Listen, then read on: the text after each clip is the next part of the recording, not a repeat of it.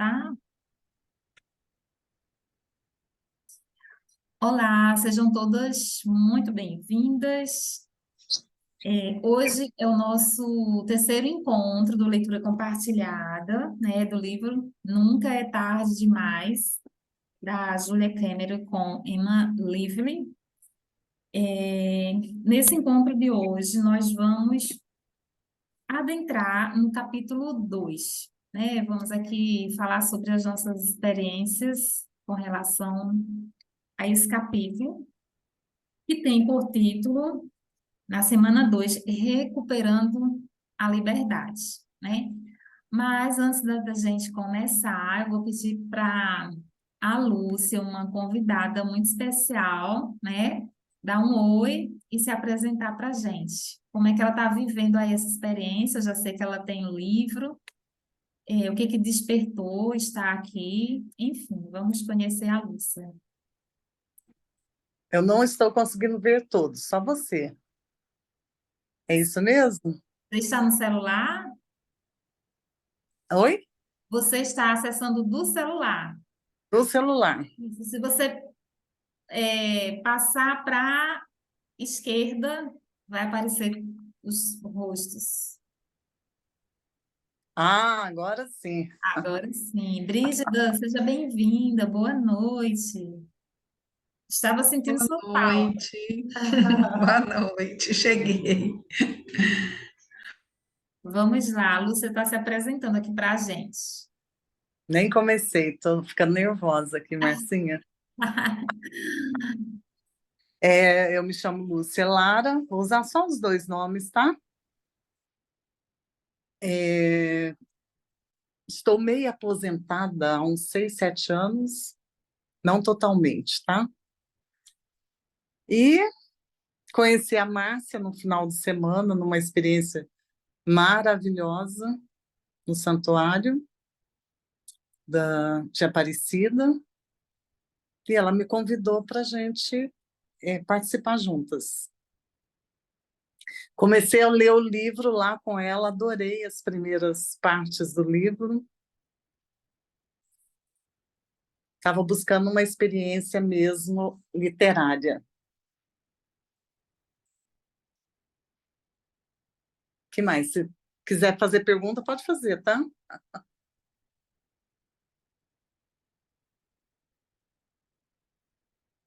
Agora ficou mudo. Agora Não, sou não estou eu. te ouvindo. Oi?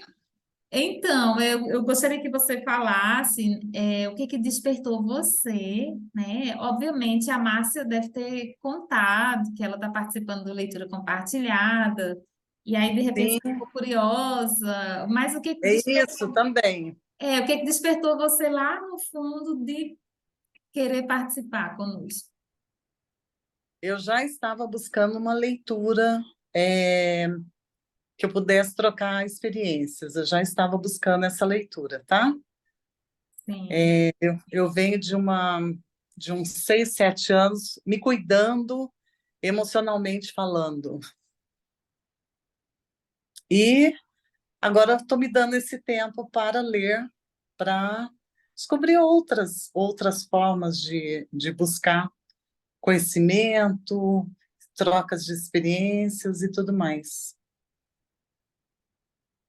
Eu acredito que a gente vai ganhando experiência, vai ficando madura, né? E parece que tudo vai ficando um pouco mais claro, né, Lúcia? Não sei se você Sim, sente assim. É, sim. e, de certa forma, você buscar novos aprendizados, como a própria autora fala, né, nesse capítulo, sobre a questão dessa sensação de liberdade que a gente Hum, vai, à medida que vamos nos apropriando, né, de quem nós somos, o que nós queremos, tendo mais essa clareza, como se você tivesse realmente com os pés fincados no chão. Então, sim, quanto mais essa busca, né, a gente vai tendo essa sensação de liberdade. Então, estamos aqui para somar, né? Somos mulheres em busca dessa sabedoria.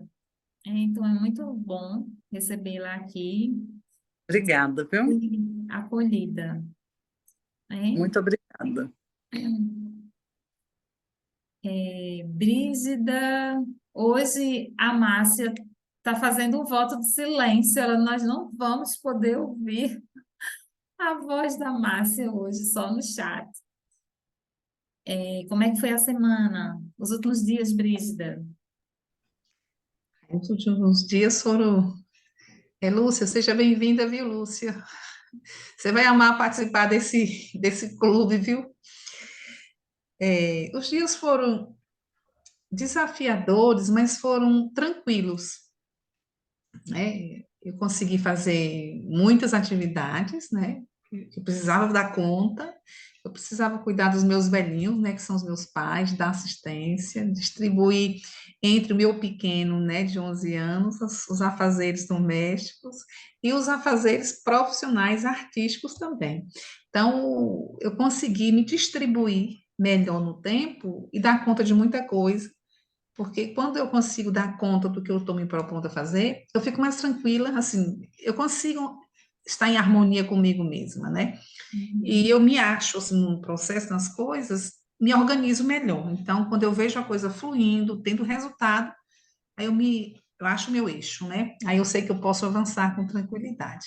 Então, tiveram esses desafios, mas tudo possível, tudo foram, né, sendo sanados, com as escritas matinais, isso também me deu mais norte, né, nas minhas atividades, me encorajou muito. E ainda um processo de meditação que eu estou fazendo por 21 dias. Hoje eu estou no 14º dia. Eu achava que eu não ia cumprir os 21 dias, né? Eu achava que eu chegasse no quinto e sexto, eu não ia dar conta, porque além da meditação ainda tem tarefas para fazer. Então, eu estou fazendo as tarefas também, estou dando conta. Então, a meditação também nesse momento, né, que eu me propus mesmo a fazer com afinco, Uhum. isso também tem sido muito importante para eu poder manter o equilíbrio, né, e a serenidade no dia a dia. Então, estou caminhando bem. Questão da disciplina, né? Uhum. Porque a nossa mente, ela acaba criando maneiras, né? Que acabam nos distanciando daquilo que a gente quer, dos nossos objetivos. Então, você está no caminho certo. Aí, e aí, à medida que você vai avançando, passinho por passinho, um dia atrás do outro, isso vai se tornando uma coisa tão natural, né? Depois, caso você não tenha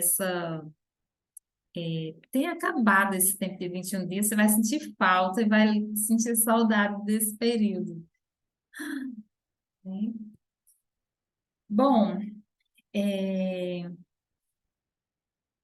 eu vou começar aqui hoje falando sobre as partes, né, que mais me chamaram atenção, né? Lançar mão aqui dos comentários.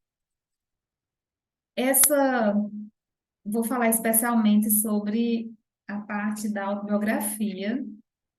Eu acredito que nessa fase da minha vida, deixa eu abrir aqui a página. Na minha autobiografia, nessa fase, esse período que foi dos 3 anos e meio, 4 até 8 anos, foi a fase mais difícil da minha infância, que foi quando os meus pais se separaram. Então, tem algumas memórias que são meio que, assim, apagadas. Só que elas estão lá, né? Eu sinto que elas estão lá. Então, foi, assim, bem desafiador para mim, porque eu fui à medida que eu ia escrevendo, né, eu também dei uma mesclada com as páginas matinais, porque acredito eu que à noite, antes de deitar, quando a gente, pelo menos na minha experiência, quando eu fico pensando, tentando lembrar de momentos, a gente vai dormir com aquelas imagens, né, que a mente acaba criando. E aí isso colabora para que eu sonhe.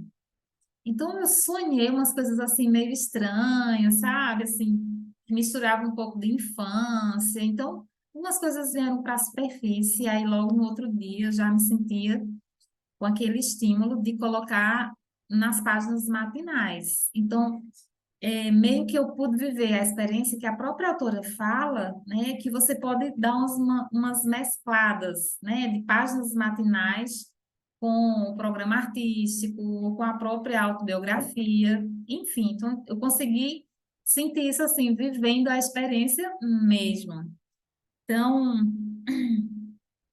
é, foi um pouco doloroso, eu lembrei de algumas coisas bem difíceis, mas ao mesmo tempo eu destravei a escrita, que eram pontos assim que eu me guardava um pouco, né? Eu não me sentia totalmente livre para escrever, e aí eu consegui preencher aí quase que 4 páginas de autobiografia. Então, fiquei bem feliz. Não sei como é que foi vocês por aí. Alguém quer comentar alguma coisa sobre a autobiografia? Alan, sobre a autobiografia, eu, como eu estou fazendo muita coisa e as coisas vão se complementando na escrita, e eu estou escrevendo também para as outras atividades, né? Aham. Todos os projetos que eu estou desenvolvendo, trabalhando, construindo, todos vão esbarrar na escrita, e eu estou lançando mão de experiências mesmo pessoais. E esses últimos dias eu me ativo muito aos valores e os ensinamentos dos meus pais, né, na infância. Bem nessa fase mesmo, né, que vem muito forte, assim, a alimentação. Meu pai, como ele gostava muito da natureza, e ele também tinha uma preocupação com a alimentação, então ele mesmo plantava as coisas que a gente comia, por exemplo, a batata, o inhame, a melancia, a laranja, as frutas de um modo geral, e o que a gente Uhum. ia usar principalmente no café da manhã, era tudo colhido lá na horta e a gente se alimentava disso. Então era uma alimentação muito saudável. E eu criei o hábito de me alimentar assim. E hoje eu me vejo também continuando com essa alimentação e me recordo, né, dos ensinamentos dele. Ele sempre dizia assim, melancia, a gente sempre deve chupar pela manhã, que é o melhor horário para degustar uma melancia. E aí eu sempre trouxe esses ensinamentos. Então, assim, essa fase da minha infância foi recheada, assim, de natureza, de aprendizado, o cuidado com a alimentação, né? Esse cuidado, assim, de dizer assim, eu mesmo vou produzir o que eu vou me alimentar. E já com a minha mãe, já foi o lado mais assim, de organizar, de ser determinada, da luta, de enfrentar os desafios mesmo e de superar. Então, assim, minha mãe trouxe muito a fortaleza dela. Então, eu sei que eu pego muito da minha mãe, né? Essa força, essa coragem, essa garra da minha mãe. Por outro lado, eu pego mais a tranquilidade, o equilíbrio do meu pai. Meu pai é um homem, né, de voz equilibrada, é um homem tranquilo, dialoga com todo mundo, está aberto para o diálogo. Minha mãe não, já é mais incisiva, né? Ela vai em cima na lata, ela não engole desaforo, ela vai para cima. Então, eu peguei dela o ir para cima, né? O ir por mundo, para enfrentar os desafios. Isso eu peguei muito dela. Mas já na cautela do falar e do meu pai. Então, eu assim, me vejo mesclada pelos dois, né? E amo muito o que eu herdei dos dois, né? Eu acho que ficou uma coisa muito bem equilibrada, né? Essas duas partes que eu herdei dos dois. Então, na minha infância, isso foi muito marcante por eles, né? A vida, o exemplo deles, né? E também foi ali também que algumas coisas foram acontecendo e que eu fui buscando já desde cedo a superar. Eu sabia que eu tinha desafios pela frente de ordem econômica, de ordem social e de ordem de conhecimento, e eu tinha que caminhar com minhas próprias pernas, né? Então eu já dava conta de mim nessa fase, de cuidar das minhas atividades escolares. Minha mãe trabalhava muito, não tinha tempo de acompanhar, então tinha mesmo que logo cedo assumir responsabilidade. Eu me lembro que aos 5 anos de idade eu já fazia o alimento de casa, Olha, porque usava ainda o fogão de lenha, mas aí tinha uns degraus no fogão de lenha, então eu subia numa cadeirinha de criança que era de couro e chegava na primeira parte do fogão para poder mexer a panela na terceira parte do fogão. Então era um fogãozinho de andar. Então eu já dava conta, eu já mexia, eu já fazia comida, eu já aprendi logo desde cedo. porque algumas coisas eu tinha que fazer para quando minha mãe chegasse do trabalho, já tinha alguma coisa adiantada. Então, eu cuidava muito dos afazeres domésticos. Então, eu aprendi toda essa base do cuidar da alimentação, do fazer, desde os 5 anos de idade, né? E nunca me queimei, nunca tive problema, né? Nunca criei situação por conta disso, muito pelo contrário, isso me deu aprendizados inúmeros na minha vida que eu carrego para qualquer canto que eu vou. Então, eu sei me virar na alimentação, eu sei quando falta uma vitamina, quando falta um complemento, quando falta um nutriente, eu já conheço, eu já sei. Então, para mim não foi problema, não foi trauma, né? Cuidar dos afazeres domésticos desde os 5 anos de idade. Não, muito pelo contrário, né? Isso me dá uma condição assim de poder. Isso me empoderou ao longo da minha vida, porque eu fui fazer, eu aprendi, né? Eu me tornei assim por necessidade e por decisão a autonomia, que eu queria caminhar pelo mundo da autonomia. E eu sempre prezei muito a liberdade, né? A liberdade, a autonomia, a independência. Então, por quê? Eu fui olhar para a minha trajetória e percebi que a minha trajetória tinha que ser essa mesmo. Se desde cedo eu já comecei buscando autonomia, caminhando com as próprias pernas, eu não poderia ser uma pessoa apática, uma pessoa que não quisesse liberdade. O meu destino já estava, de certa forma, predestinado à liberdade. Né? Aí eu lembrei de Manuel de Barro, que ele diz assim: nós já somos condenados à liberdade, a ser livres. E eu disse assim, pronto, eu já comecei desde cedo. Então, eu estou muito satisfeita com essas escolhas que foram me acontecendo e os desafios que a vida foram me apresentando. Então, tudo que a vida me deu foi para o meu crescimento. Então, vamos tocar o barco para frente. Isso, o amor esteve presente e você concordou. Exatamente. É, todos nós temos a energia, né, do masculino e do feminino. E provavelmente, no caso dos seus pais, né, havia esse meio que a energia do masculino talvez fosse mais presente na mãe, né? Mas, de certa forma, havia o equilíbrio, né? Uma complementaridade, um complementava o outro, e aí você, bem no meio deles, acabou absorvendo aí e formando, né? A sua personalidade, usando esse equilíbrio, né? De saber qual que é o momento de você usar a sua energia feminina ou masculino, né? Tem um livro da Paula Quintão, que inclusive acho que foi a Adriana Goulart que compartilhou com a gente, e eu até estava procurando ele aqui, mas eu acho que eu deixei ele no Rio, que é das tarefas domésticas, né? Eu sempre cito esse livro porque esse livro ele fez uma grande diferença para mim. Eu sou filha, né? E tenho apenas um irmão, e a minha mãe, ela foi aquele tipo de mãe muito protetora, extremamente protetora. E ela amava fazer as tarefas domésticas, porque já veio, né, passando de geração em geração, assim, muito parecido com o que você conhece, né, o que vocês conhecem, né, dessa geração dos nossos avós, né, pais. E aí, assim, ela sempre eu cresci ela fazendo tudo em casa.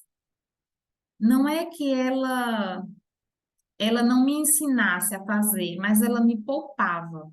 Ela tinha um prazer muito grande em fazer as coisas para a gente. É tanto que a gente recebia, às vezes, muita reclamação das tias, né? Falando, é porque a Aldenora protege muito esses meninos não fazem nada, não se apropriam das tarefas e tal. E aí eu, desde cedo, comecei a trabalhar muito cedo, assumi alguns papéis, né, de tarefas domésticas. Eu lembro que houve um tempo que a minha mãe trabalhava fora, as minhas tias que moravam com a gente, né, que inclusive uma delas está aqui, a Alzeide,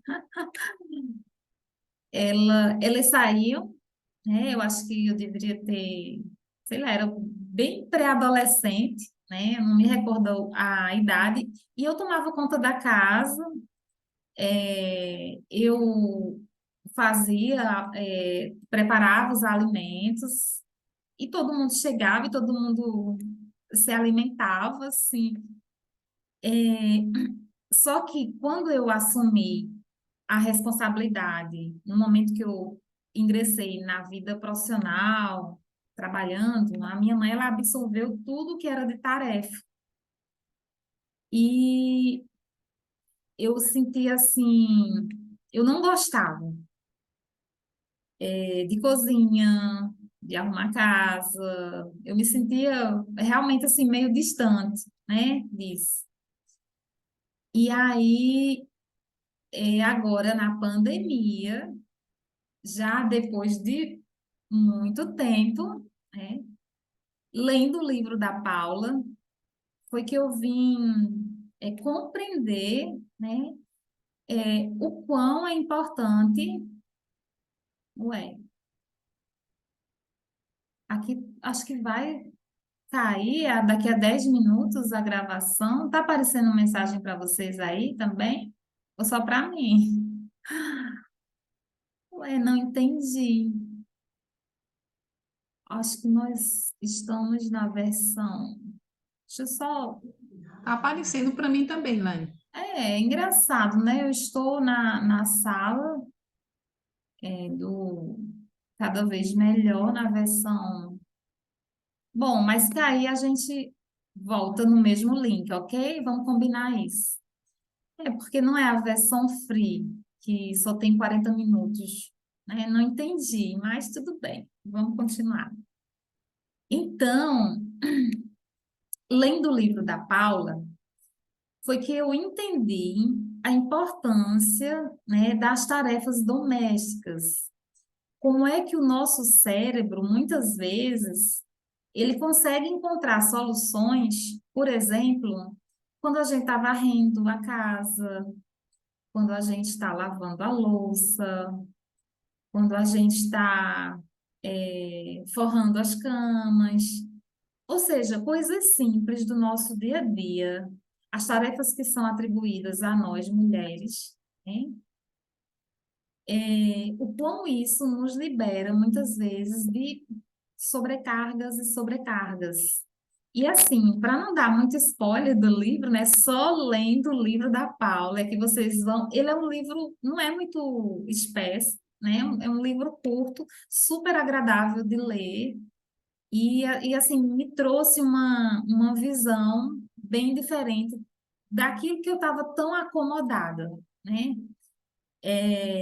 E assim, a minha tia pode até falar um pouco sobre isso, né? O quão eu hoje eu consigo fazer todas as tarefas, eu me dedico e eu encontro prazer, né? Em todas elas, seja cozinhando, seja lavando, seja, sei lá, fazendo qualquer coisa. Então, Sim, uma verdadeira dona de casa hoje. Faz tudo e bem feito. eu acho que isso assim, isso faz parte dessa maturidade que nós mulheres vamos adquirindo, né? E essa busca pelo conhecimento. Então, cada um que tem a oportunidade de se aprofundar, né, nesses conhecimentos, assim como a Paula traz isso no livro, é muito importante, né? É como se você deixasse certas dores de lado, porque é como se fosse um marco, né? O antes de como eu funcionava e me sentia cansada, estressada, nervosa, e também já estava vivendo o processo da menopausa, que a Márcia também sabe como é que funciona essa coisa do fogacho, ou seja, são coisas que a gente vai vivenciando, e isso nos traz muita irritabilidade, ansiedade, nervosismo, às vezes atrapalha o sono, tira a nossa vitalidade total. E aí, assim, nesse processo, né, eu me senti restaurada a partir da leitura e do entendimento do quão é importante as tarefas domésticas na nossa vida, né? Alguém quer falar alguma coisa?